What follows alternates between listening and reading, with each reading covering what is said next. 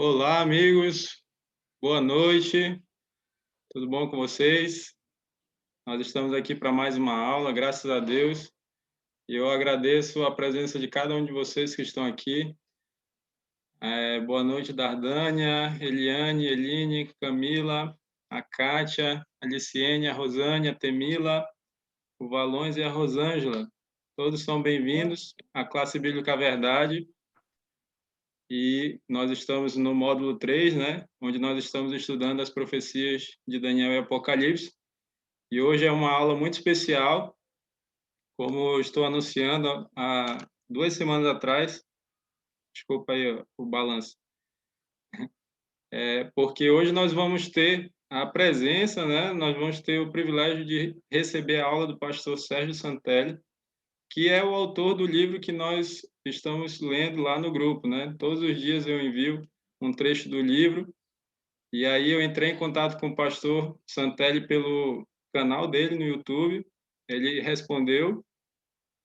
Depois, por e-mail, nós trocamos e-mail, depois WhatsApp, até fecharmos uma data e graças a Deus deu tudo certo para ele estar aqui essa noite e poder explicar uma profecia que eu particularmente tenho medo de explicar. Então hoje eu vou ser aluno juntamente com vocês e vou assistir essa aula aqui e aprender com o pastor Sérgio Santelli. Então, sem muita demora, né, porque nós precisamos de tempo, por isso nós pedimos para começar um pouquinho mais cedo. Então, já vou passar a palavra para ele e, conforme eu falei lá no grupo, eu peço que vocês peguem a Bíblia de vocês, eu já estou aqui com a Bíblia, um papel, estou com um caderno aqui e uma caneta, tá? E aí o pastor vai iniciar a aula, ele vai compartilhar aí o slide. E se surgir alguma dúvida, ou se vocês já tiverem alguma dúvida, anotem aí. E no final, nós vamos deixar ele falar, né? Até o final, ele vai fazer toda a apresentação. No final, aí nós vamos ter um tempo para as perguntas, tá bom? Vamos fazer dessa forma. Então, passar aí a palavra para o pastor Santelli. Boa noite, pastor. Seja bem-vindo à classe Bíblica Verdade. Eu falo daqui de Manaus, o senhor fala de onde, pastor? Olá, Levi, boa noite. Boa noite para todos vocês aí que estão aqui na sala, que já estão online aqui com a gente, né? Pois é, né? Quem diria um tempo atrás que nós estaríamos participando, né, de uma classe bíblica aqui com vocês aí de Manaus. Acredito que tem gente de outros lugares também, né? Tem sim, Mas tem de vários lugares, né? Eu falo acredito que daqui de Manaus, mas tem pessoas aí espalhadas pelo Brasil, nossos amigos. pois é. Essa a- é uma maravilha, né? Nós podermos participar de um momento como esse, estando conectados com pessoas de lugares diferentes na mesma hora, e isso realmente é por Deus mesmo, né? Ainda bem que Deus inventou a tal da internet. E esses aplicativos aí acabam ajudando mais ainda a gente se aproximar, né? Bom, você perguntou, eu estou aqui na cidade de Santo André, em São Paulo, na Grande São Paulo. Eu já sou, bom, eu na verdade trabalho aqui, né, em Santo André, e aqui é a Grande São Paulo. Aqui nós estamos vivendo uma realidade bem complicada aqui, porque o governador aqui não está ajudando muito, e nós estamos passando por um lockdown aqui, né, uma quarentena bem forçada mesmo, infelizmente, mas a gente tenta continuar a vida de alguma forma, né? Não podemos parar. Então eu agradeço aí, o Levi, pelo convite. Vamos tentar estudar aqui o livro de Daniel, os capítulos finais de Daniel. Ok, pastor, a palavra está com o senhor, tá? Então tá bom. Ok, então, para vocês que já entraram, o nome de vocês está aparecendo aqui.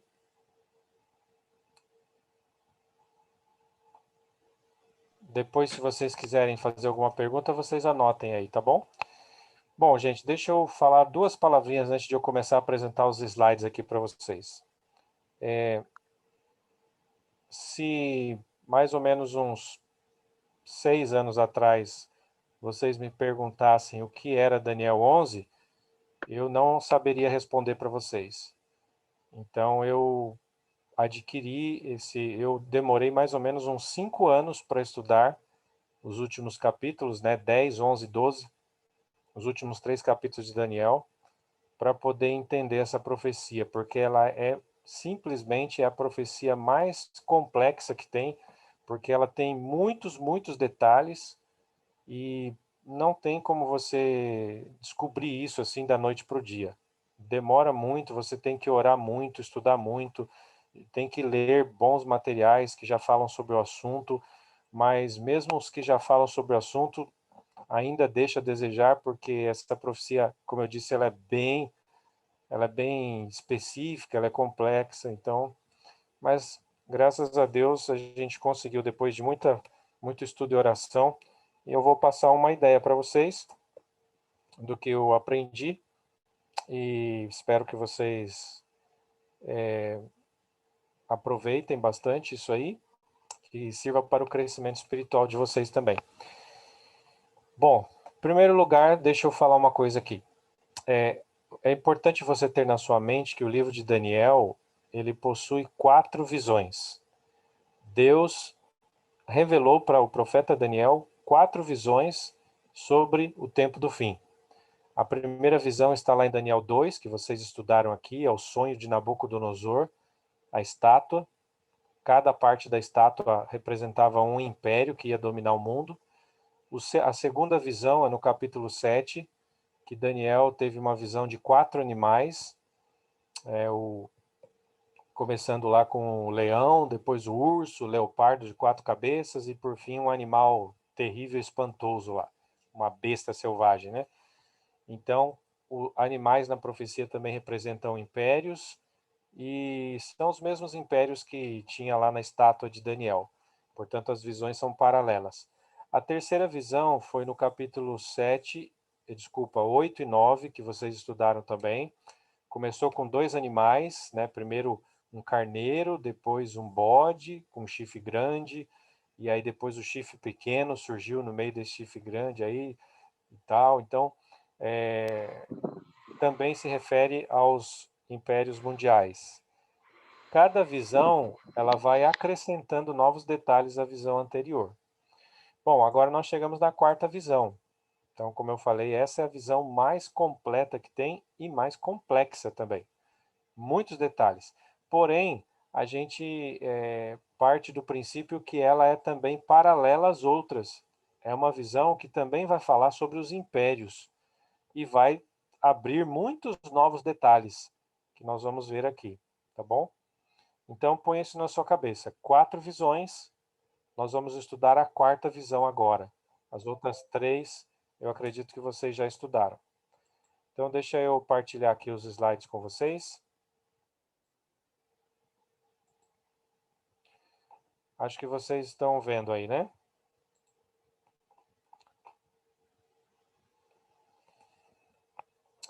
Então, vamos lá. Vamos começar lá em Daniel 10. Abra sua Bíblia lá em Daniel 10.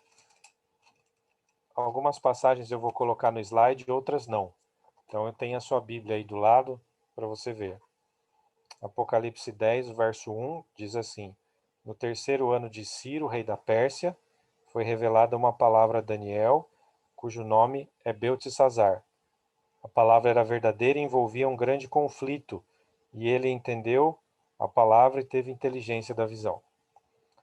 Bem, então, a quarta visão começa aqui no capítulo 10. Para a gente situar isso na história, eu já coloquei para vocês na tela, o terceiro ano de Ciro corresponde ao ano 534 antes de Cristo no nosso calendário. Então, dá para vocês saberem que Daniel teve essa visão nessa época aí. Daniel já era, digamos, velhinho, né? Já tinha muito tempo de vida quando ele teve essa visão. E a Bíblia diz que essa visão era verdadeira e envolvia um grande conflito. A minha tradução diz grande conflito. Algumas traduções dizem uma guerra prolongada. né? A nova versão internacional diz guerra prolongada. Eu gosto mais dessa tradução, guerra prolongada, porque está mais fiel ao original. No original hebraico aparece uma expressão chamada Sabá Gadol. Sabá Gadol. Então, o Gadol aí é o adjetivo, que é grande, e Gadol pode ser grande em termos de duração também. Então, eu acredito que é isso que está falando aqui. Essa visão que Daniel teve, a quarta visão, era de uma guerra prolongada, ou seja, uma guerra grande, uma guerra que ia durar muito tempo. E nós vamos ver pela visão aqui que realmente foi isso que ele viu. Tem a ver com guerra, conflitos que iam ser permanentes, iam demorar bastante. E esses conflitos, eles iam se localizar muito ali no Oriente Médio, na Palestina, no norte da África, né? Nessa região ali. Vamos para frente. Qual foi a reação de Daniel quando ele teve essa visão? Os versos 2 e 3. Naqueles dias eu, Daniel, pranteei durante 3 semanas. Manjar desejável não comi, nem carne, nem vinho entraram na minha boca, nem me ungi com óleo algum, até que passaram as 3 semanas inteiras. Bom, então qual foi a reação de Daniel? Ora, Daniel, ele ficou assim, muito assim, comovido com essa visão, digamos, né? Numa introspecção também, ele decidiu fazer um jejum prolongado.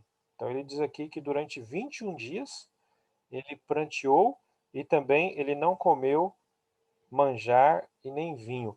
Por que essa expressão aqui, não comeu manjar e vinho? Provavelmente porque isso aqui tem a ver com a questão da Santa Ceia, da Páscoa, né? Para eles era Páscoa. Porque na Páscoa eles tomavam copos de vinho. E eu acredito que Daniel, por causa de ele estar talvez nesse período aí de Páscoa, ele não tenha comido nada e não tenha tomado vinho, lógico, e não tenha, como ele diz aqui, comido carne, tá? Algumas pessoas até perguntam, falam, olha, mas peraí, Daniel não era vegetariano? Porque lá no começo do livro ele fala que ele comia só frutos e legumes e sementes, e aqui diz que ele não comeu carne. Ué, quer dizer que ele comia carne então? Então, a explicação é essa que eu dei aqui para vocês. Provavelmente isso aqui está se referindo a um ritual de Páscoa, porque na Páscoa os judeus costumam comer, né, o carneiro lá e tomar 3 copos de vinho. Esse é um costume, uma tradição que já vem de muito tempo. E provavelmente naquela época Daniel já tinha esse costume. Então, eu acredito que Daniel sim era vegetariano e ele comia carne talvez só ritualmente, né? Talvez na Páscoa para simbolizar o cordeiro, né? O Messias. Acredito que ele comia um pedaço de carne. Essa é a explicação que nós temos aí. Bom, vamos para frente aqui. O que aconteceu depois desse tempo? Versos 4 a 8. No dia 24 do primeiro mês, estando eu à borda do grande rio Tigre, levantei os olhos e olhei, e eis um homem vestido de linho, cujos ombros estavam cingidos de ouro puro de Ufaz, e o seu corpo era como berilo, e o seu rosto como um relâmpago, os seus olhos como tochas de fogo, e os seus braços e os seus pés brilhavam como bronze polido. E a voz de suas palavras era como o estrondo de muita gente. Só eu, Daniel, tive aquela visão. Os homens que estavam comigo nada viram. Não obstante, caiu sobre eles um grande temor, e fugiram e se esconderam. Fiquei, pois, eu só e contemplei essa grande visão, e não restou força em mim.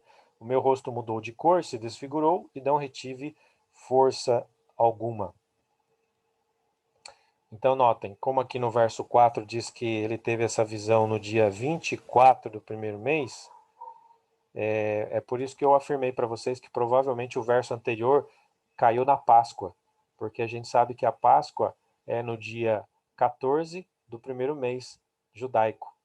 Então, ele fala que ficou 21 dias, né, 21 dias pranteando, orando, buscando a Deus para entender a visão. E no meio disso aí, ele fala que ele não comeu carne nem tomou vinho. E aí, no dia 24 do primeiro mês, ele diz que ele teve uma visão, uma outra visão, à borda do rio Tigre. Então, veja, o dia 24 é 10 dias depois da Páscoa. Então, se 10 dias depois da Páscoa ele teve a visão, provavelmente esses 21 dias que ele ficou, assim, em constrangimento, né, buscando mais a Deus, provavelmente caiu na Páscoa mesmo, tá? Então, essa visão, ele teve uma visão de Jesus Cristo. A descrição que faz aqui na profecia é uma descrição muito parecida com o Apocalipse, por exemplo, quando fala sobre Jesus. Fala que é um homem vestido de linho, né?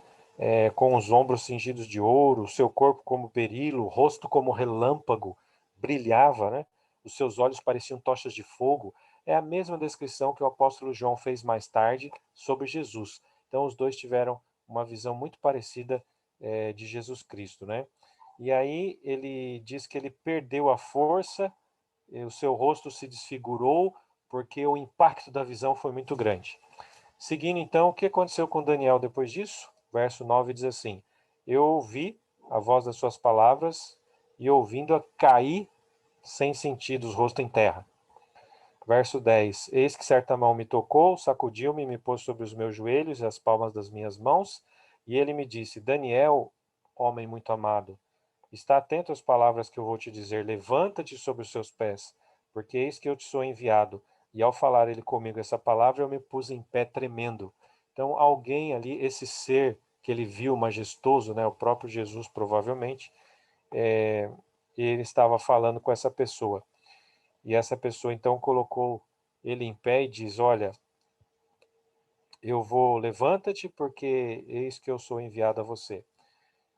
Bom, no verso 12, vamos seguir aqui.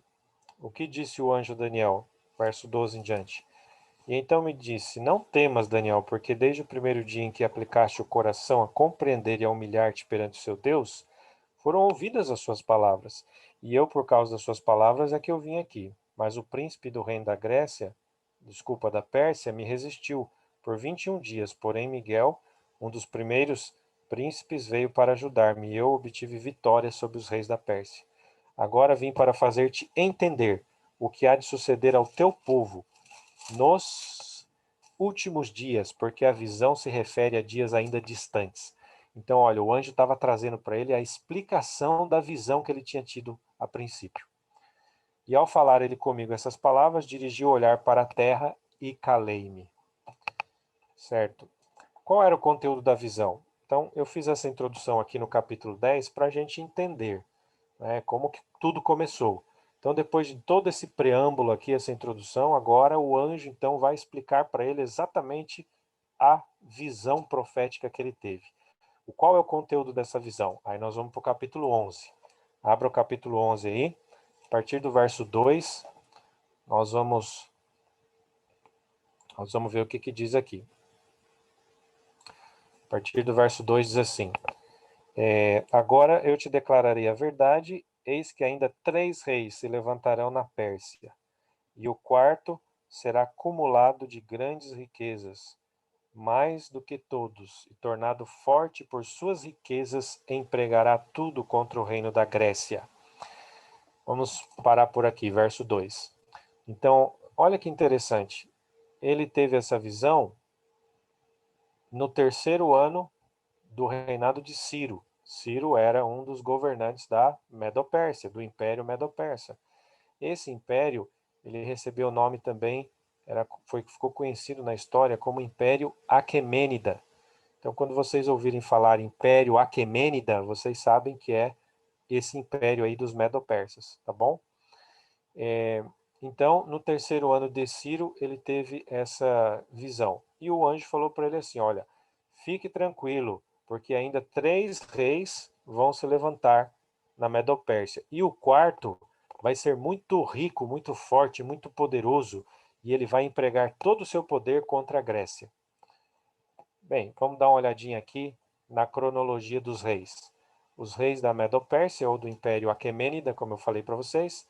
Então, vocês têm aí Ciro II, logo lá no começo, lá em cima. Então, era o governante na época que Daniel teve essa visão, no 3º ano de Ciro. Então, ele falou, ó, 3 reis vão se levantar ainda, e o quarto vai ser muito forte, poderoso, muito rico. Então está aí a sequência para vocês verem. Cambises II foi filho de Ciro II. Então foi o primeiro rei depois dele. O falso Esmerdes, quem é esse? Esse falso Esmerdes foi um camarada lá que aprontou uma conspiração ali no reino e ele tomou o trono, mas ele durou só 3 meses. 3 meses e aí já mataram ele e arrancaram ele do poder. Aí entrou o Dario I. E depois o quarto rei, que seria esse muito rico, poderoso, é o rei Xerxes. Esse rei Xerxes é o mesmo Assuero, aquele lá da rainha Esther, né, do livro de Esther, que acabou casando com a rainha Esther. É esse rei aí, o rei Xerxes. Ele foi, então, o rei mencionado aqui na profecia, que seria um rei muito forte, rico e poderoso. E se vocês pegarem lá o livro de Esther, no capítulo 1, vocês vão ver a história de Esther ali, fala sobre o rei Xerxes, e fala logo no começo que ele deu banquetes assim, luxuosos, né, no seu governo. Ele dava banquetes que duravam dias para muitas pessoas. Então, ou seja, ele tinha muito dinheiro e muita riqueza no reino, né? Ok? Só para vocês terem uma ideia, o Império Persa aí, na época de Ciro, Dario e também Xerxes, toda essa parte colorida que vocês estão vendo aí, tudo que está colorido, tá? Partes coloridas representa o Império do Aquemênida, na época de Ciro, depois Dario e Xerxes. Eles foram acrescentando partes, conquistando novas partes, tá? Quando chegou no governo de Xerxes, tudo isso que vocês estão vendo aí colorido já estava na mão dele. Porém, tinha uma regiãozinha que estava faltando e que era importante ele conquistar no mundo antigo. Qual era essa região? Essa que vocês estão vendo aí circulado agora, um círculo vermelho, a Grécia. A Grécia era um ponto muito importante que faltava para Xerxes conquistar. E aí, o historiador Heródoto, nesse livro aí, diz que Xerxes reuniu muitos homens e escravos de todas as suas províncias, do império inteiro. Chegou a reunir 2,5 milhões de homens. Algumas pessoas dizem que Heródoto, na verdade, não pode ser levado muito a sério como historiador, que esses números são fantasiosos e tal. Bom, seja como for, é muita gente. Ele reuniu um exército assim muito grande, né? E ele então colocou todo mundo para exército e os navios também da marinha para poder conquistar aquele pedaço que faltava. Era o único pedaço de terra, vamos dizer assim, do mundo mais importante da época que faltava ele conquistar, que era a Grécia. Bem, mas a história diz o seguinte, que ele não conseguiu o seu objetivo, por incrível que pareça, mesmo que com tantos exércitos assim, marinha, né, um exército poderoso. Até essa época, essas cidades da Grécia, eles eram todos desunidos. Um guerreava contra o outro, um era inimigo do outro. Só que quando veio um exército enorme, né, e a marinha também, os navios, para cima deles, o que aconteceu? Por incrível que pareça, né, eles se uniram. Os gregos se uniram, esqueceram as diferenças, deixaram de lado e se uniram para defender a terra deles. E aí deram um trabalho muito grande para o exército e para a marinha da Medopérsia, né? Eu marquei aí na tela as duas últimas batalhas. Teve muitas batalhas, foram várias. Inclusive uma delas virou um filme, né? Tem um filme, não sei quem já assistiu aí, aquele filme chamado Os 300. É um filme épico dessa época. 300 homens de Esparta, uma cidade da Grécia, que enfrentaram um exército poderosíssimo de Xerxes e deram um trabalho tremendo para eles, né? Foram muitos e muitas semanas, muitos dias, muitas semanas e assim milhares de homens da Medopérsia morreram enfrentando apenas 300 homens de Esparta, né? Por causa da, assim da força que eles tinham e da estratégia que eles usaram também. Mas aqui na tela vocês têm aí as duas últimas batalhas que foram mais significativas, que foram as batalhas onde a marinha e o exército dos Medo-Persas foram flagrantemente destruídos, tá bom? Então tem a Batalha de Salamina, em 480 a.C., onde está esse xizinho marcado aí. E nessa época, até essa época, Xerxes ainda estava por aqui, né? Ele tinha o seu quartel-general aqui, mais ou menos nessa região do mundo aqui, para ele poder acompanhar a tomada da Grécia. Mas ele não conseguiu. E aí ele acabou voltando para os capital do seu império, mas deixou aqui os comandantes aí da marinha, do exército, batalhando para tentar entrar na Grécia. Alguns lugares ele conquistou, mas muitos lugares ele não conseguiu conquistar. E aqui nessa batalha, uma batalha marítima, os navios da Grécia acabaram derrubando assim e acabando com os navios dos Medo-Persas, né? No ano seguinte, uma outra batalha que está escrito aí, Plateia, 479 a.C. Essa foi a batalha definitiva. Aí os gregos deram uma surra, vamos dizer assim, né, nos Medo-Persas, e os Medo-Persas se retiraram. A marinha, o exército, todo mundo foi embora e desistiram de conquistar a Grécia. Ironia do destino, a partir de então, a Grécia se fortaleceu. Eles perceberam que juntos eles eram muito fortes. E a partir daí eles se tornaram unidos, e a partir daí eles começaram a ter a ambição de conquistar o mundo. Olha que coisa, né? Justamente o pedaço de terra que os Medo-Persas não conseguiram dominar, agora iria se voltar contra eles mais tarde, e ia aparecer aí outros personagens que iam trazer a batalha, a vitória para os gregos, né? Mas vamos seguindo aqui, no verso 3, 11 verso 3, diz assim: Depois se levantará um rei poderoso, que reinará com grande domínio e fará o que lhe aprouver. Quem é esse rei poderoso? Ora, aqui no verso 3, eu queria que vocês notassem, aqui nós deixamos a Medo-Pérsia para trás, e agora já entramos no reino da Grécia. Não significa que o rei Xerxes foi o último rei dos Medo-Persas, tá? Não foi assim. Teve vários outros reis ainda até o Império Medo-Persa cair. Mas lembramos que a profecia não é uma enciclopédia de história. E o objetivo da profecia não é desvendar todos os detalhes históricos que iam acontecer. Não é isso. Existe um padrão aqui que nós vamos já identificar para vocês. O padrão é o seguinte: sempre que um novo império aparece em cena, a profecia corta, né, a história e já introduz o novo império. Então, por exemplo, aqui, se vocês observaram, o verso 2 profetizou até a época de Xerxes, que é o rei Assuero. Como foi na época dele que ele teve o contato com a Grécia, porque ele tentou dominar a Grécia apareceu em cena no mundo. Então a profecia interrompe aqui a história da Medo-Pérsia, não fala de mais nenhum rei, e agora já coloca o Império Grego em ascensão. Então o verso 3 vai falar do Império Grego. Então esse é o padrão. Depois eu vou mostrar para vocês que mais para frente no capítulo vai acontecer isso de novo.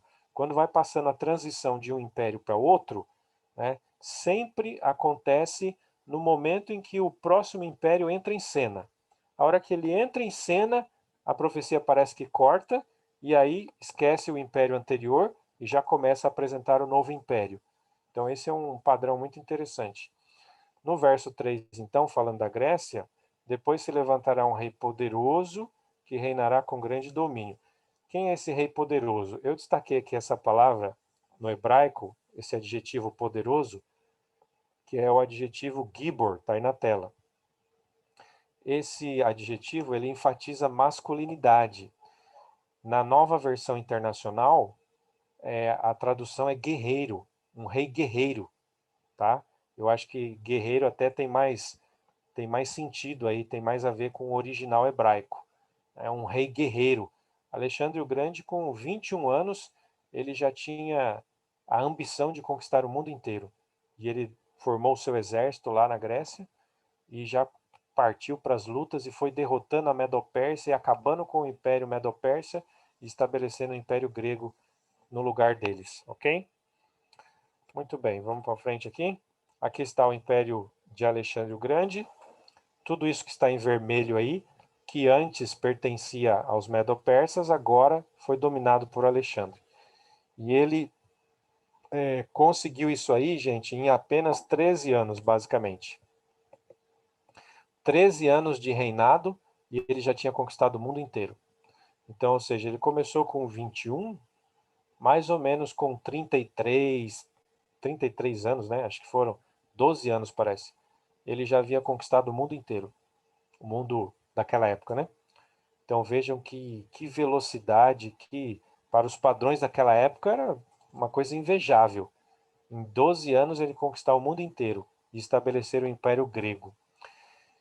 De quebra, ele fundou uma cidade ali no Egito com o seu nome, só que no feminino, né? Alexandria, uma cidade muito importante do Egito, foi importante durante toda a história do Egito e foi Alexandre que fundou, tá bom? Por isso leva o nome dele aí, só que no feminino, Alexandria. Seguindo aqui então agora, verso 4. Diz assim: mas no auge o seu reino será quebrado e repartido para os 4 ventos do céu. Então, falando do Império Grego. No auge do Império Grego, ele seria quebrado, ia ser repartido para os 4 ventos do céu. Não para a sua posteridade, nem tampouco segundo o poder com que reinou, porque o seu reino será arrancado e passará a outros fora de seus descendentes. Olha aqui, gente, nas outras profecias que vocês estudaram antes, né, principalmente a do capítulo 8, eu marquei aí, ó, 8, verso 8, verso 22, já havia aparecido essa questão, que o Império Grego ia se dividir em 4 partes. Lembram disso, né? E essa palavra aqui, quebrado, no hebraico, o seu reino será quebrado, referindo-se ao Império Grego, é uma palavra que já apareceu lá em Daniel 8, verso 8, e também Daniel 8, 22. É a mesma palavra no hebraico. Então não há dúvida de que está falando do mesmo sujeito, né? Que é o Império Grego, tá bom? Ele seria quebrado e aqui tem uma informação a mais que não tinha antes. Ele ia ser repartido em 4 partes e não seriam os descendentes de Alexandre o Grande que assumiriam o poder. Então, olha quantos detalhes a profecia trouxe para nós, né? A gente vai ver aqui, são tantos detalhes nesse capítulo que quando você termina de estudar, você só tem uma opção. Ou você crê que Deus inspirou essa profecia, né, a Bíblia, ou então você praticamente não tem outra opção, porque quem poderia antecipar com tantos anos assim, tantos detalhes da história, de modo tão conciso e tão compacto? Em apenas um capítulo, falar sobre tantas coisas, não é? Só por Deus mesmo, não é verdade? Então, aqui o verso 4 fala sobre isso. O Império Grego que seria dividido. Aqui só lembrando, né, a partir de 301 que houve essa divisão do Império, na Batalha de Ipsus. Por que 301 e não 321 ou 23, alguém perguntaria, né? Então deixa eu explicar para vocês que quando Alexandre o Grande morreu, os seus generais começaram a lutar pelo poder. Um general chamado Antígono tinha mais força do que os outros. Ele tentou manter o império unido ainda, só que eles estavam constantemente guerreando e lutando um contra os outros. E aí, no ano 301, nessa batalha de Ipsus, 3 generais, Lisímaco, Ptolomeu e Seleuco, se uniram e derrotaram Antígono e mataram ele e o filho dele, Demétrio. Então, o que aconteceu? Antígono caiu fora, ele era o que estava tentando manter o império ainda unido, e aí o império se dividiu em 4 partes, cumprindo a profecia. E aí os 4 generais que assumiram o poder são esses que estão aí na tela. Né? O Cassandro, ele ficou com a região ali da Grécia e da Macedônia. O Lisímaco ficou com a região da Lídia, onde hoje é a Turquia. O Seleuco ficou com toda a região ali da Síria, Palestina e também ali o resto do Oriente, né? A terra onde antigamente era a Assíria, a Babilônia, né? Medopérsia, toda aquela região. E por último, o general Ptolomeu. Ele ficou ali com a região do Egito e também com a região ali perto da Palestina. Esses 4 generais dividiram o império, então, de Alexandre em 4 partes, cumprindo a profecia. No verso 5, o rei do sul será forte, como também um de seus príncipes, e este será mais forte do que ele, e reinará e será grande o seu domínio. Bom, então aqui, gente, é o seguinte. Aqui nós vemos um elemento que não apareceu antes em nenhuma profecia de Daniel, que é o rei do norte e o rei do sul, tá? Quem são esses protagonistas? Porque daqui até o resto do fim do capítulo só vai aparecer esses 2 nomes praticamente, o rei do norte e o rei do sul, e eles lutando entre eles durante todo o tempo. Quem são esses personagens? A que representam, né, esses símbolos, o rei do norte e o rei do sul? Como nós estamos falando da Grécia dividida em 4 partes, então é aí que nós temos que procurar uma resposta. E essa resposta ela é encontrada quando nós analisamos aqui os 4 impérios, né, os 4 reinos gregos divididos aí. O rei do norte, nós vamos perceber que se refere aos Seleucidas, que é essa região toda aí, essa cor meio amarelada, mostarda que vocês estão vendo aí. E o rei do sul se refere ao reino dos Ptolomeus, que foi toda aquela região do Egito ali, do Egito e da região do Sinai também ali. Então, rei do sul, sempre que falar rei do sul, a gente está falando dos Ptolomeus. Quando falar rei do norte, são os Seleucidas. Pelo menos por enquanto aqui, até o verso 14, tá? Depois a gente vai modificar isso aí, a gente vai falar para vocês como é que fica. Aqui tem a cronologia dos reis, só para vocês terem uma ideia. Os Ptolomeus, né, do Egito, o rei do sul, então tem aí a lista de todos os reinos, os reis ptolemaicos aí dessa dinastia, né? O Ptolomeu I, Sóter, o segundo Filadelfo, o terceiro Euergetes, o Epifânio, depois também tem outro Epifânio e assim por diante. Notem vocês que no final dessa fila aí tem um personagem famoso e é uma mulher. Quem é? Cleópatra, né? Cleópatra VI, tá? É a Cleópatra famosa lá que nós conhecemos. Ela está aqui na profecia de Daniel 11. Olha que coisa interessante. Vou mostrar para vocês aí. Já do lado direito aqui, vocês têm o rei do norte, que são os Seleucidas. Os Seleucidas, eles levavam dois tipos diferentes de nomenclatura, né?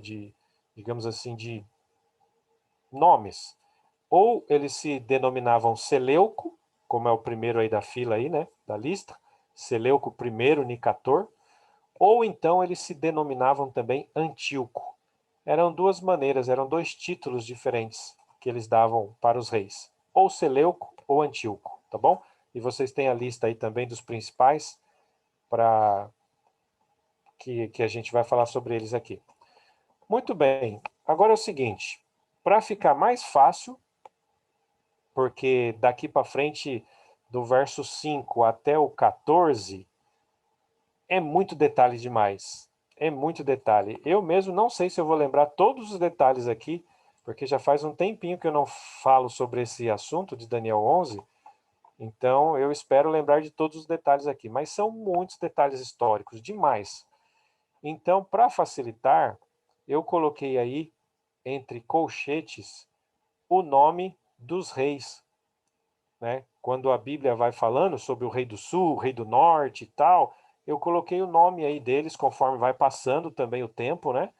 E assim fica mais fácil para a gente entender e eu poder contar a história aqui para vocês, porque é muito detalhe demais. Então vamos lá, no verso 5.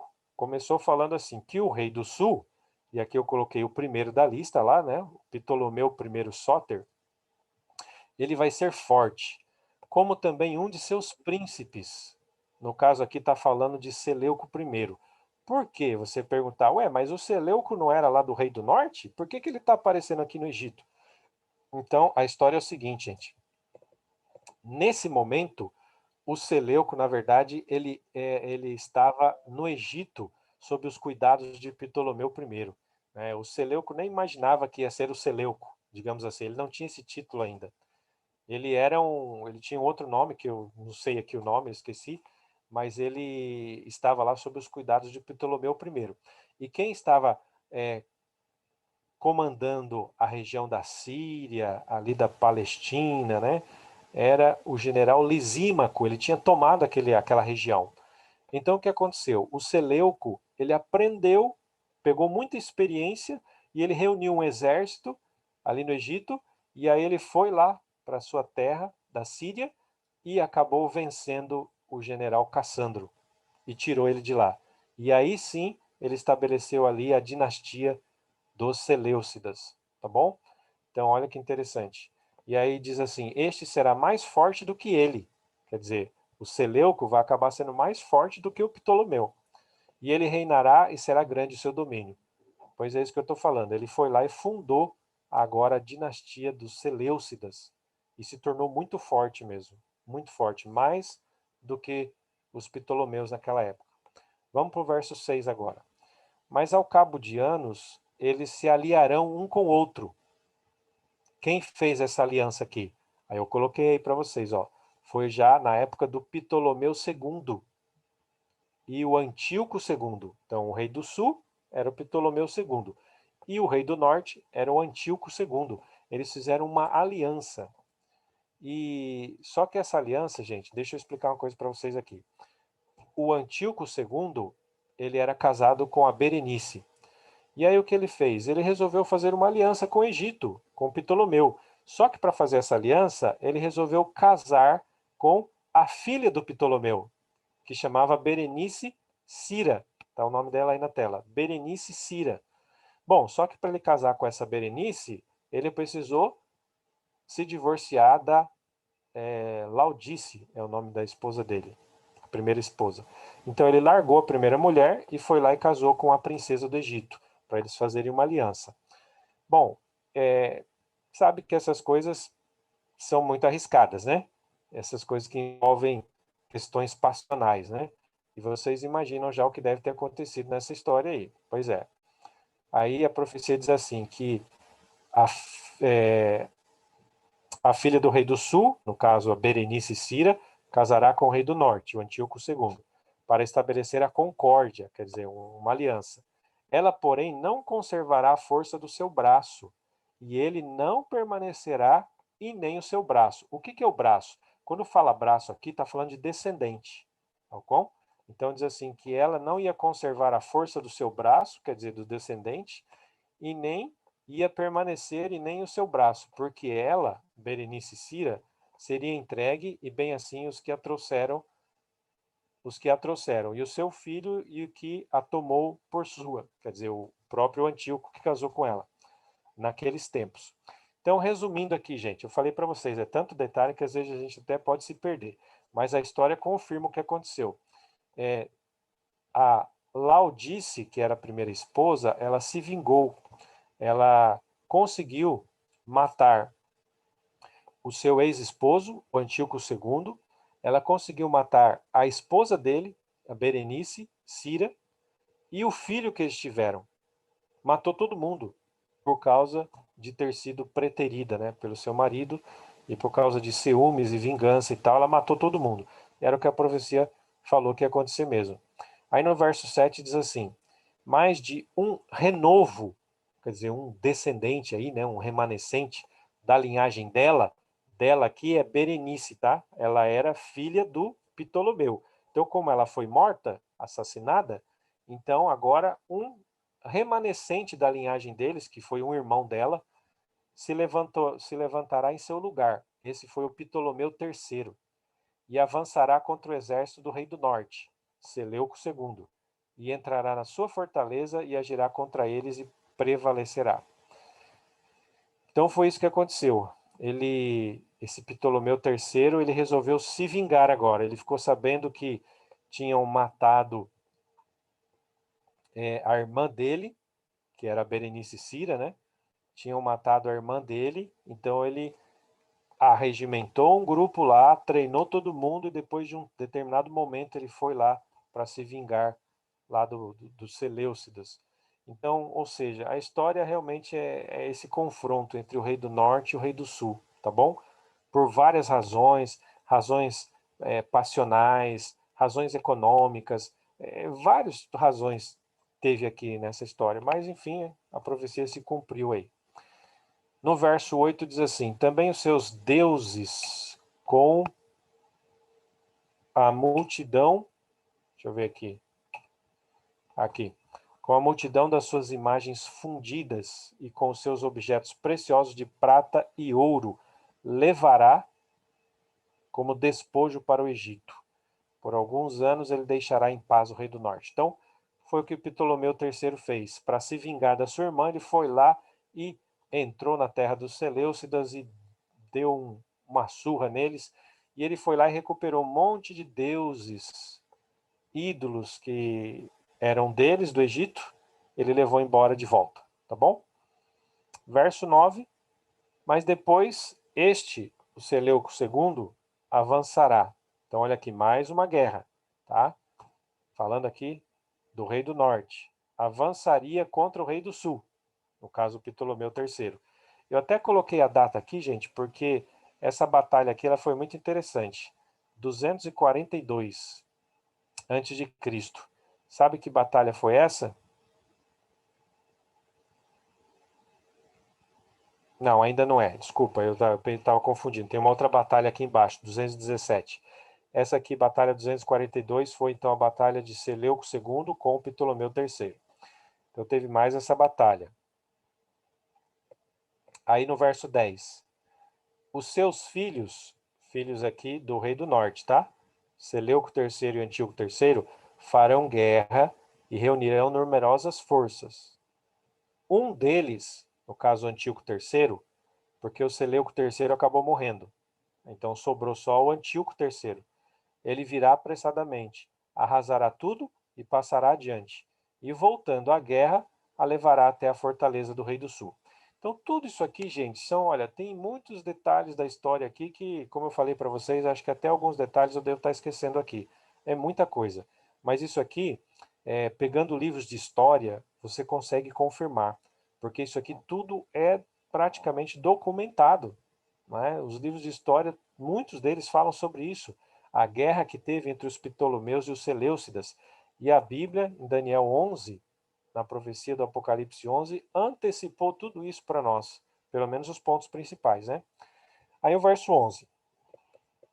Então este, Ptolomeu IV, está falando do rei do sul agora, se enfurecerá, sairá e pelejará contra ele, lá contra o rei do norte, que na época era o Antíoco III. E então este, né, o Antíoco, vai pôr em campo uma grande multidão, mas a sua multidão será entregue nas mãos daquele outro rei lá do sul. Eu coloquei aqui entre colchetes para vocês saberem, a Batalha de Ráfia, no ano 217 a.C. Por que essa batalha é importante? Porque essa Batalha de Ráfia, vamos localizar ela no mapa aqui primeiro para vocês verem. Do lado direito aqui, vocês estão vendo um retângulo onde mostra o mapa da Palestina e de Israel. E ali, bem pequenininho, vocês estão vendo ali, colorido, o território de Gaza. Esse pedacinho pequenininho ali, Gaza, está ampliado aqui no mapa maior, que é o mapa grande que vocês estão vendo. E vocês estão identificando ali embaixo, bem no sul ali de Gaza, uma cidade chamada Rafa, ou Rafá. É essa cidade aonde teve no passado essa batalha. Foi mencionada aqui nesse verso 11. No ano 217 a.C. Por que essa batalha foi importante? Porque nessa batalha se introduziu uma estratégia de guerra diferente. A participação de elefantes. Olha que coisa, não sei se você sabia disso, você já estudou história, né? Alguém aqui sabia? Mas eu mesmo não sabia, até quando eu estudei isso aqui, fiquei sabendo depois. Os Ptolomeus levaram para essa batalha 73 elefantes trazidos da Somália, enquanto os Seleucidas, eles conseguiram reunir 102 elefantes trazidos da Índia. E aqui tem uma imagem ilustrativa de como pode ter sido essa batalha. Eles colocavam plataformas em cima dos elefantes e alguns soldados ficavam dentro dessas plataformas atirando flechas, lanças e, enfim, tentando guerrear, e os elefantes eram como se fossem tanques de guerra, né? Ao vivo e a cores ali. Bom, qual foi o resultado dessa batalha? Os Ptolomeus venceram. Apesar do número menor de elefantes, eles venceram essa batalha contra os Seleucidas, tá bom? No verso 12, a multidão será levada e o coração dele, Ptolomeu IV, se exaltará. Ele derribará miríades, porém não prevalecerá. Então, o que é o verso 12? Está se referindo a quê? Olha, a questão é o seguinte, que ele ganhou a batalha de Ráfia, tá? Ele ganhou, venceu os Seleucidas, só que o que aconteceu? Quando ele voltou para casa, ele ficou tão assim orgulhoso, tão prepotente, que ele se enfiou na bebida. Ele virou um alcoólatra, dependente químico. E aí o que aconteceu? Morreu, acabou morrendo. Então diz aqui, ele não prevalecerá, vai acabar morrendo. Então ele fez a parte mais difícil, que foi conquistar uma guerra. No final, ele acabou perdendo a batalha para o vício da bebida. E aí, por causa disso, ele acabou morrendo. Verso 13.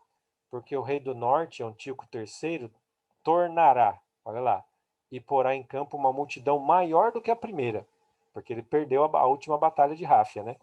E ao cabo de tempos, isso é, de anos, ele virá à pressa com grande exército e abundantes provisões. Então, aqui no ano 201 a.C. E aí ele foi lá batalhar e ele se tornou mais forte aqui. No verso 14, que é o último verso dessa sessão, diz assim, que naqueles tempos se levantarão muitos, aqui está falando de Antíoco III e Filipe V da Macedônia, contra o rei do sul, que era o Ptolomeu V. Quem é esse Filipe V da Macedônia? Esse Filipe V é o que sucedeu o general Cassandro.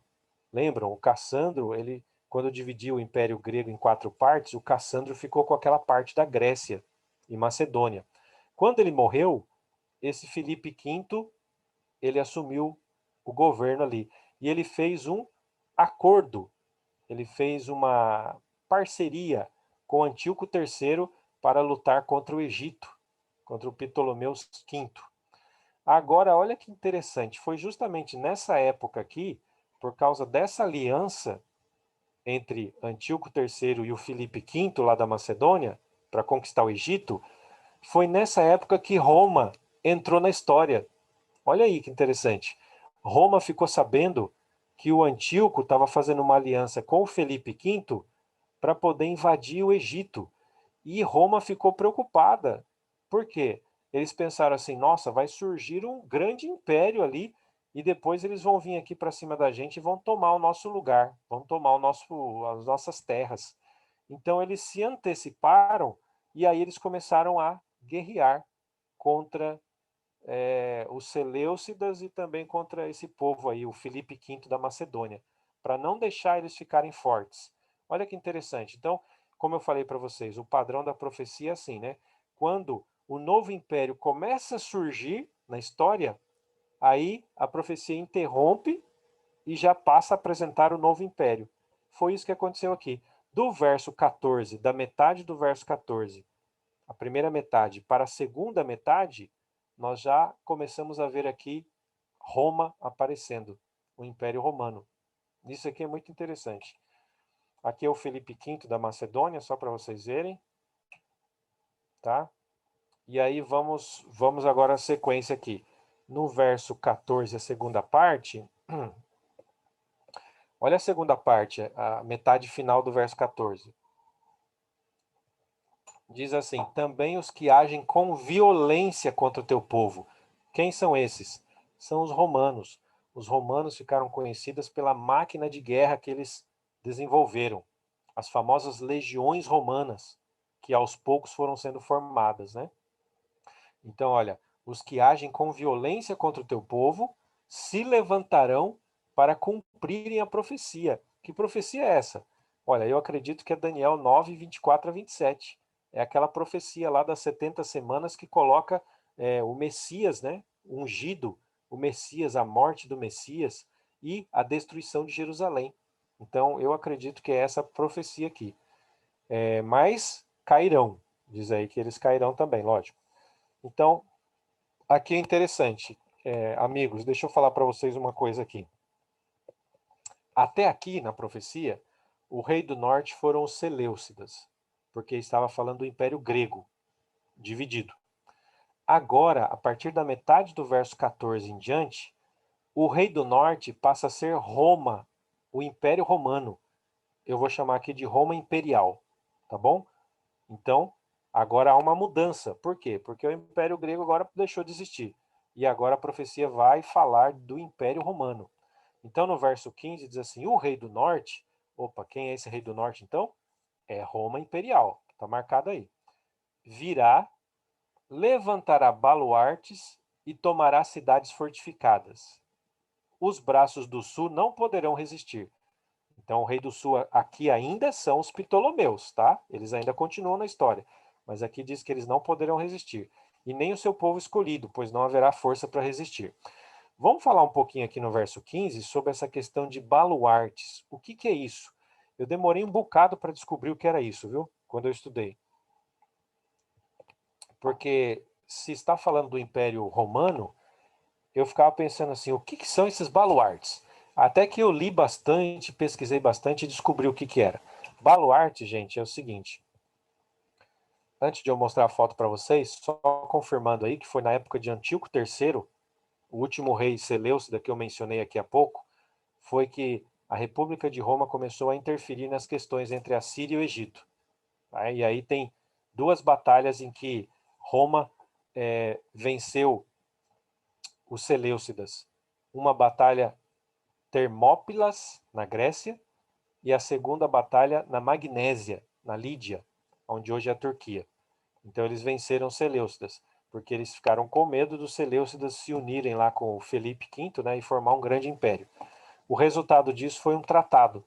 Em 188 a.C., surgiu um tratado de paz chamado de Apameia. Um tratado de paz entre Roma e também os Seleucidas, tá? Então vamos lá, tocando para frente, agora sim eu vou falar dos baluartes. Aqui vocês têm uma imagem. O que são os baluartes?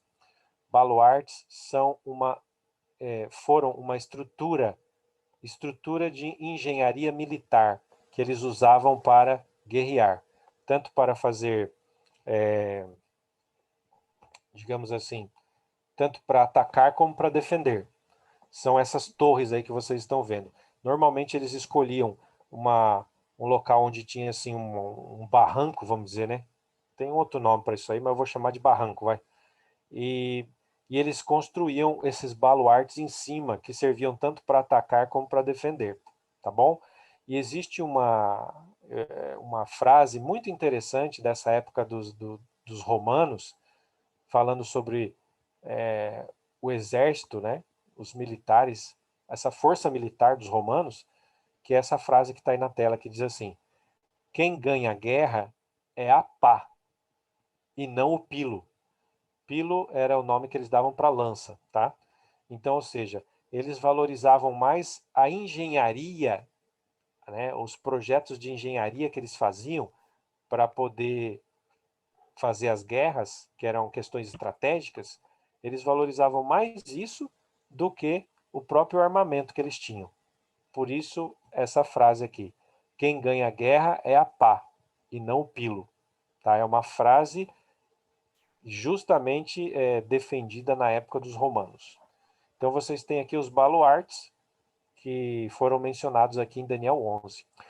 Você percebe quantos detalhes a profecia colocou até agora? Né? Acho que nem nós, se nós fôssemos escrever a história, nós poderíamos contar tantos detalhes assim. Né? A história que já passou.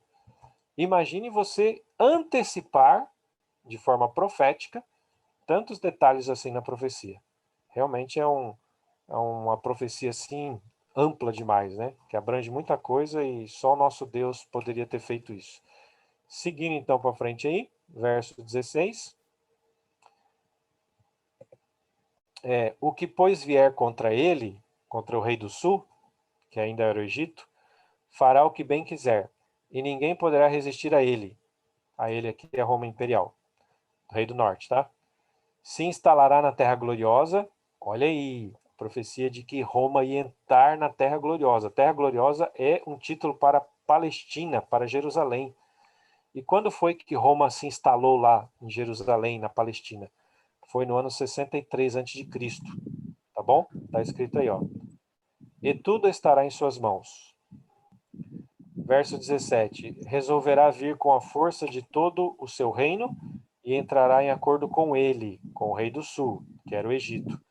E o rei do sul lhe dará, quer dizer, dará para o rei do norte, que era Roma. Aqui já aparece a figura de Júlio César, que era o imperador romano. Então, o rei do sul vai dar para o rei do norte, Júlio César, uma jovem em casamento. Quem é essa jovem? Olha, eu acredito que é Cleópatra. Cleópatra VI, tá? Para destruir o seu reino. Isso, porém, não vingará e nem será para sua vantagem. Então aí, gente, tem muita coisa para falar, né? Essa Cleópatra VI aí, essa famosa Cleópatra que aparece aí na história, nos filmes, do ano 51 até o 30 a.C., ela foi colocada sob a tutela de Roma no ano 51, e no ano 48 ela tornou-se amante de Júlio César, o imperador, o qual tinha invadido o Egito. Então foi isso, né? Então ela se tornou amante, e enfim, o Egito acabou colocando ela, né, entregando ela como esposa para o imperador Júlio César e também o outro depois que acabou ficando com ela, né? A gente já conhece a história. Mas vamos lá. Depois, olha, verso 18, hein? Hoje, vamos lá, eu vou parar no verso 19, tá? Então, no verso 18 diz assim: Depois se voltará para as terras do mar. Aqui está falando do rei do norte ainda, hein, gente? O rei do norte se voltará para as terras do mar, que está falando de Júlio César, e tomará muitas dessas terras. Então, aqui, se você for conferir na história, você vai ver que foi justo nessa época, depois que ele ficou aí como amante de Cleópatra, ele levou os exércitos romanos para entrar em 3 lugares: no Bósforo, no norte da África e na Espanha. Inclusive, tem até aqui o nome das guerras aqui, ó. As vitórias de Júlio César. No ano 47 a.C., Batalha de Zela, no Bósforo. Depois, 46, Batalha de Tapso, na Tunísia, norte da África. E no ano 45, a Batalha de Munda, na Espanha. Então, essas 3 batalhas ele conquistou mais todas essas terras aí, ok? Bom, voltando aqui no verso 18, diz assim, metade do 18 para frente. Mais um príncipe, olha aí, coloquei até o nome dele aí, hein? Gaius Cassius Longinus. Muito famoso esse camarada, hein? Ele fará cessar-lhe o insulto. E ainda fará recair esse insulto sobre aquele, sobre o Júlio César. Então o que aconteceu, gente? Vocês sabem que Júlio César se tornou um grande imperador, porém ele se tornou alguém ditatorial, altamente arrogante, orgulhoso.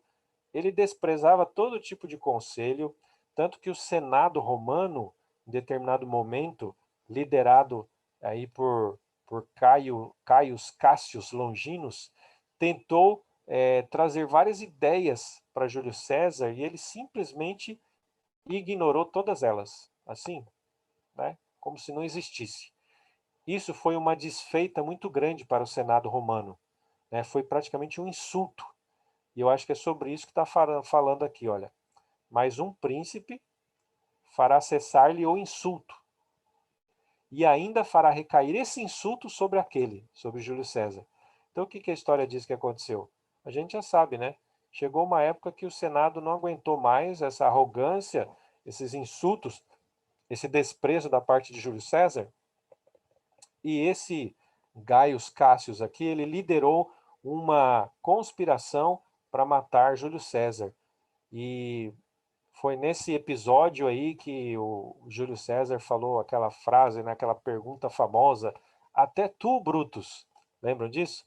Porque ele também se envolveu ali na conspiração para matá-lo. E o Gaio Cassius, segundo a história, ele pegou um punhal e matou ali Júlio César. Então vejam, parece que a profecia antecipou esse aspecto também para nós aí. E no verso 19, para terminar essa parte aí, diz assim, ó: então ele voltará para as fortalezas da sua própria terra, mas tropeçará e cairá, e não será achado. Então aqui no verso 19 é que na verdade está falando sobre o assassinato dele, né? Que foi no ano 44 a.C. Ele foi assassinado e ele, como diz aqui, ele não será mais achado. É uma expressão para dizer que ele deixaria de existir, que ele morreu. Bom, então é isso aí. Deixa eu ver que oração aqui nós temos. 10 horas já. Rapaz, falei muito, hein? Deixa eu ver aqui agora. Bom, a minha proposta aqui é o seguinte, então, para vocês. Não tem como eu apresentar para vocês o capítulo 11 inteiro hoje. Seria algo impossível. Eu nunca fiz isso em nenhum estudo que eu fiz até agora.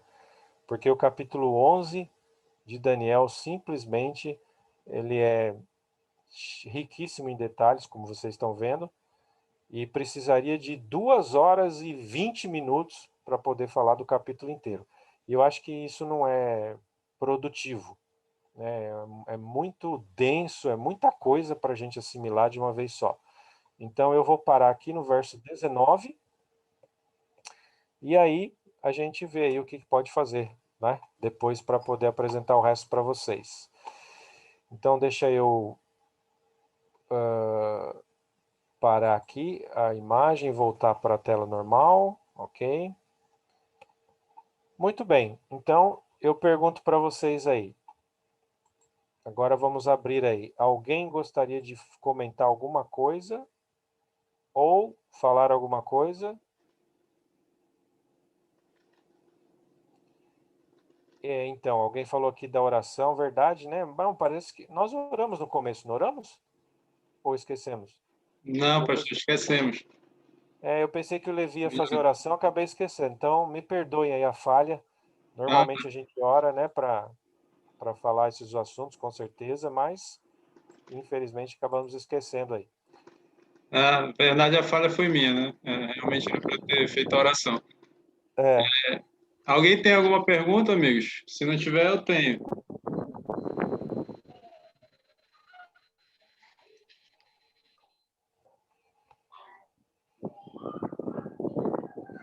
deixa eu só falar para vocês uma coisa aqui. Essa outra metade final que falta agora daqui para frente, talvez seja a parte mais interessante, porque vai ficar mais perto de nós, vai chegar nos nossos dias, inclusive. E os últimos versos de Daniel 11, eu particularmente acredito que ainda não se cumpriram. Então, na próxima apresentação que a gente faz, dessa segunda metade, a gente vai falar sobre isso aí. Tem muita coisa interessante para falar que vai chegar até nossos dias, né? Então é natural que a gente acabe se interessando um pouco mais por isso. Essa primeira parte, ela é muito histórica demais, muito história demais, né? E nem todo mundo gosta disso. Tem gente que até detesta a história, né? Mas enfim, a gente está apresentando para vocês para poder simplesmente mostrar que a profecia se cumpriu totalmente conforme a Bíblia diz, né? Quem poderia apresentar tantos detalhes assim antecipadamente para nós se não fosse o nosso Deus, né? Se não fosse o Espírito Santo inspirando, dando a visão ali para o profeta Daniel, tá bom? Então pode falar, Levi.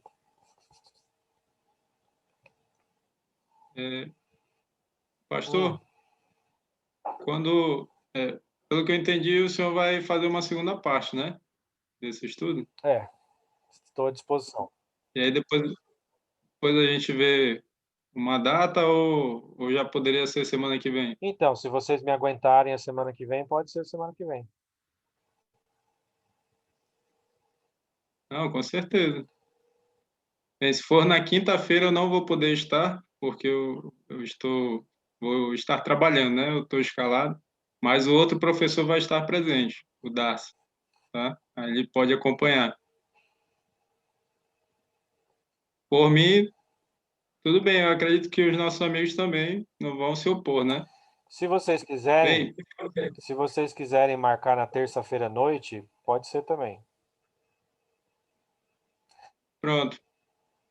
Vamos fechar na terça-feira, então? Veja aí, Pode ser, meus amigos? veja aí o que que os Pode amigos aí sim. falam.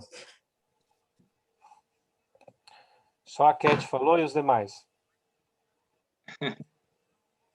Agora Sim, vocês podem falar, meus amigos. concordo, terça-feira, fechado. Pronto, então, acho que a gente já pode fechar aí para terça-feira, né? Pastor, deixa eu fazer. Tenho duas perguntas aqui para fazer. Posso fazer? Sim. Só se for fácil. Não. O senhor vai dizer se é fácil ou não. Verso 14 aqui, É, verso 14, ele introduz aí o Império Romano, né? correto. Só que ele diz assim, também os dados da violência, que são os romanos, né? Uhum. Inclusive, as profecias lá de Daniel 7, a profecia de Daniel 7 e o próprio Daniel 2 enfatiza muito essa questão do poder de Roma, né? Tanto que ele é comparado ao ferro, Isso. e Daniel 7 também enfatiza essa questão. Uhum. Só que ele diz assim, ó, também os dados da violência dentro do teu povo se levantarão para cumprirem a profecia, essa parte que o senhor explicou, Uhum. mas cairão. Eu Uhum. gostaria de saber o que significa esse cairão. Por que que o Império Romano cairia? O que significa isso? Então, aqui, na verdade, tá. Bom, o Império Romano em algum momento ia cair, né? Vocês sabem. Aqui, na verdade, é só uma introdução. O Uhum, verso 14, na segunda parte, ele está introduzindo. Então, eu acredito que, como introdução, ele apresentou uma visão geral. Uma visão geral. Qual é a visão geral? A visão geral é essa, que eles iam se levantar para cumprir uma profecia, mas depois eles iam cair. Em algum momento, o Império Romano ia deixar de existir. E aí, a partir do verso 15, aí vai falando, né, todos os detalhes do que ia acontecer, normalmente. Pelo menos certo, até agora o que eu entendo é isso. entendi. A outra questão, talvez o senhor, pode ser que o senhor não saiba, não tem problema não, tá? Mas é só curiosidade minha. Hum, Verso 17, ele, é quando entra Cleópatra, né? E sim, só falar aí para os nossos amigos que houveram várias Cleópatras, né? Por isso que o senhor disse que era Cleópatra sexta, né? Não sei se é assim que sexta, fala, porque isso, teve outras Cleópatras antes dela, né? exato. Aí no verso 17 diz assim: Ele dará uma jovem em casamento para destruir o seu reino. Aí dá a entender assim que o rei do sul, né, que o rei Ptolomeu, ele deu Uhum, a sua filha para o rei do norte, né, agora que já é o Império Romano, né, o rei romano, com a intenção dela destruir o reino de Roma, dela ser tipo uma espiã lá, fazer alguma coisa contra Roma. é, Seria isso? com certeza, sim. Acredito que ela usaria a sedução e o poder dela para, não assim para destruir o Império Romano, mas acredito para influenciar o Império Romano, né? Para influenciar o Império Romano. Mas pelo visto não deu certo, né? Porque na continuação diz isto, porém, não vingará, nem será para sua vantagem. Então, parece que não deu Exato. certo o plano, né? Não deu. Sabe, tem detalhes aí que eu acho que eu até já esqueci da história, porque aqui vocês lembram que Cleópatra tinha um irmão mais novo, e na verdade, como ele era muito novo, ela acabou assumindo o governo do Egito no lugar dele. E tem um monte de lances aí que envolve, ela queria proteger o irmão, e teve uma hora que parece que teve uma insurreição, né, uma revolta contra o irmão, e aí parece que ela se aliou a Roma para poder proteger ele, e só que no final Roma acabou entrando também contra ele. Rapaz, é um rolo danado aí que eu teria que dar uma estudada de novo disso aí, mas eu acho que tem a ver com isso que você está falando aí, que a intenção dela era se aproveitar da aliança com Roma, com Júlio César e depois com Marco Antônio também, né? Vamos lembrar que depois Júlio César caiu fora e ela acabou namorando lá, né? Se tornando amante de Marco Antônio também. Tem mais essa ainda.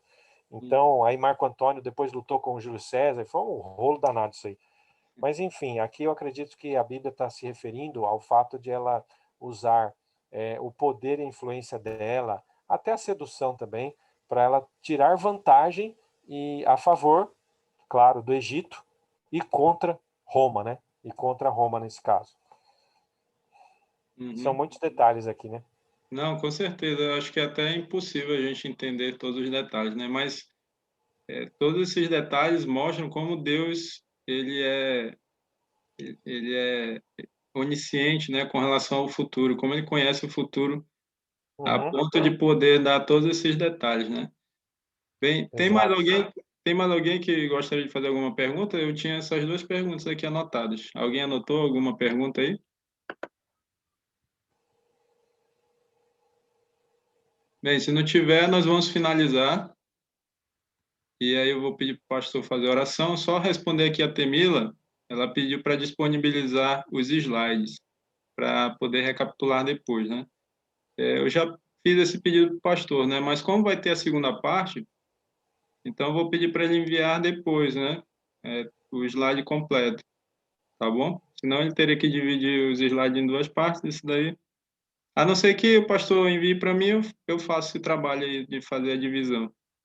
Tá, então, vamos combinar o seguinte, depois que eu passar o estudo completo, eu passo para vocês os slides, sem problema. Tá, ok, combinado, então. Então, meus amigos, já que ninguém tem nenhuma pergunta, acredito que todos compreenderam, né? E então nós vamos concluir aqui a nossa aula. Agradecemos o pastor Sérgio, o pastor Santelli, né? E foi muito bom. Eu estou muito feliz por ter recebido essa aula do pastor e agradeço muito por ele ter aceito o convite. Em nenhum momento assim eu tive dificuldade de ter contato com ele, né? Apesar de do seu trabalho, né? De ter muitas coisas para fazer, mas ele prontamente aceitou o convite e está aqui com a gente essa noite, né? Então nós vamos concluir. O pastor pode falar aí suas palavras finais, fazer a oração, e nós vamos finalizar depois. Ok, obrigado então pela participação de vocês aí. Na próxima terça-feira, então, esse mesmo horário fica marcado, é isso? Isso, pastor. A gente começa às 20h30, né, no horário de Brasília, e aí a Tá, gente coloca a contagem regressiva, que é o tempo que o pessoal vai entrar, tá tá bom? bom. Eu preciso que vocês entrem 15 para as 9, horário de Brasília, que nem hoje, né? 15 para as 9, porque a outra metade também tem muita coisa para ver, e para a gente ver tudo aí, vai até umas 10 horas, com certeza, para a gente ver tudo aí, tá bom? Então é isso. Ah, uma outra coisa, eu tenho um canal no YouTube, não sei quantos de vocês já viram lá, com o meu nome, e lá tem vários vídeos sobre profecias, sobre outras coisas. Dá uma olhada lá, entra lá para você ver os vídeos e compartilhar com outras pessoas também, tá bom? Eu Sérgio já, Santana, meu nome. isso, eu já sou inscrito no seu canal, mas eu vou compartilhar o seu canal lá no grupo, Tá para bom, que os outros possam acompanhar também. beleza. Deixa eu. Vamos orar então? Pai querido, obrigado pela oportunidade de mais uma vez expormos a sua palavra, essa profecia de Daniel 11, que é uma profecia tão complexa, tão cheia de detalhes, né? Desafia até a nossa a nossa própria inteligência e também a nossa paciência muitas vezes, porque são muitos detalhes, mas com calma, com oração, o Senhor vai nos mostrando que tudo isso se cumpriu na história, tudo isso se encaixa perfeitamente e que nós podemos acreditar que realmente isso vem do Senhor, e há um propósito muito bonito por trás de toda essa profecia, que é aumentar a nossa fé em Cristo Jesus, para que a gente possa ter a certeza do Deus que nós cremos e do Salvador que nós seguimos também. Abençoe todas as pessoas que estão aqui, cada um na sua vida particular, e nos dirija ao Pai para que possamos apresentar isso para outras pessoas também. Em nome de Jesus, pedimos e agradecemos. Amém, Senhor. Muito bem, meus amigos, uma boa noite a todos. Obrigado pela presença de vocês. Lembrando que essa aula vai estar lá no YouTube, provavelmente no sábado, e nós vamos enviar lá no grupo, tá? Tanto o link do vídeo quanto o áudio também, tá bom? Então, até terça-feira. Ok. Até mais para vocês. Obrigado, pastor. Boa noite. Deus abençoe o senhor, seu ministério, sua família. E que Deus abençoe a todos também. Tchau, meus amigos. Até terça-feira.